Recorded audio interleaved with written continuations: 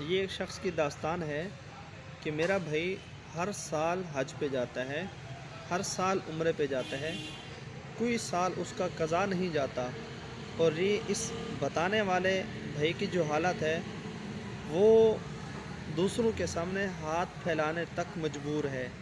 اب خود اندازہ کریں، کیا یہ بھائی ہے؟ کیا یہ ایک باپ کی اولاد ہے؟ کیا یہ مسلمان ہے؟ اور کیا یہ حاجی ہے؟ اس کے حج یا نوافل یا عمرے یہ سب قبول ہو جائیں گے؟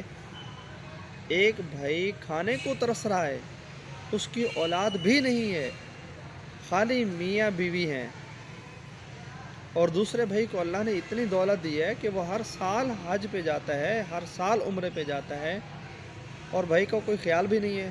کیا ہمارا دین یا اسلام یہ سکھاتا ہے، یہ ہمیں تعلیم دیتا ہے؟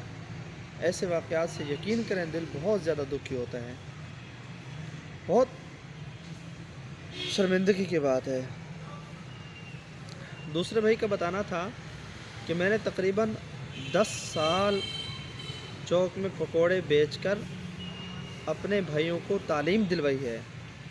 بھائی چھوٹے تھے، پڑھ لکھ گئے، اچھی جاب لگ گئی، اب سب کی تقریباً لاکھ سے ابو ان کی سیلری ہے، اور اس بیچارے کی جو حالت تھی وہ 6,000 روپے تنخواہ لے کر کسی ہوٹل پہ کام کر رہا ہے، اور اس کی شادی بھی نہیں ہوئی۔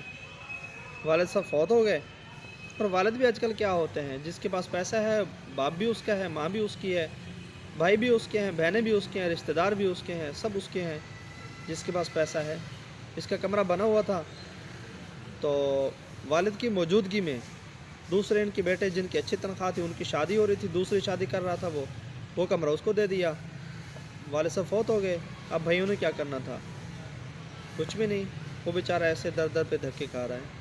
تو خدا رہا ایسے ظلم کیوں کرتے ہیں آپ؟ ایسے معاشرے میں جو ظلم ہو رہے ہیں تو پلیز ان کو مٹانے کی کوشش کریں، نہ ظلم کریں ایسا۔